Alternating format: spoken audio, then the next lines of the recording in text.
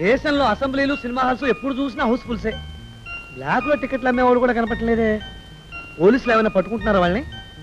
ఇప్పుడు కనుక నేను టికెట్ సంపాదించకపోతే నా పరువు పోతుందే.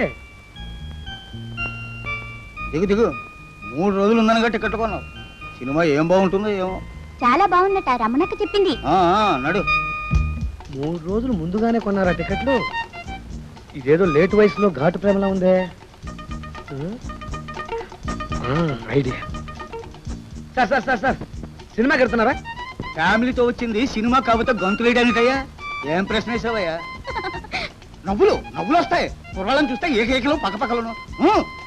అక్కయ్య గారు క్షమించాలి, బావగారితో 1 నిమిషం ప్రైవేట్ గా మాట్లాడి పంపించేస్తాను. అలా వస్తాను. రండి. ఈ సినిమా చూడాలన్న కోరిక మీకు కలిగిందా, అక్కయ్య గారికి కలిగిందా? దానికి కలిగింది. ఏ ఈ కథ ఏమిటో తెలుసా? దానికి తెలుసు. సత్యం, ఈ కథ మీలాంటి వయసు మళ్ళీ ఆయన అక్కయ్య గారు లాంటి వయసులో ఉన్న అమ్మాయిని పెళ్లి చేసుకుంటాడు. ఆ తర్వాత మీ ఇంటికి ఎదురుగా ఒక పడుచు కుర్రాడు కాపురం ఉంటున్నాడు. ఆ పడుచు కుర్రాడు చూపులు అక్కయ్య గారి చూపులు కలుస్తాయి. కొన్నాళ్ళకి వాళ్ళిద్దరూ ఏకం అవుతారు.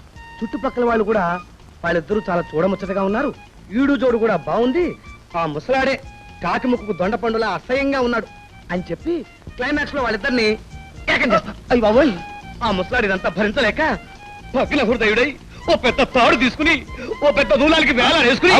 అబ్బాయి దీని పని చెప్తాను. ఏమే కథ అంతా తెలుసుకుని ప్రాక్టీస్కి వచ్చావా? ఏమైందండి? ఏమైందా?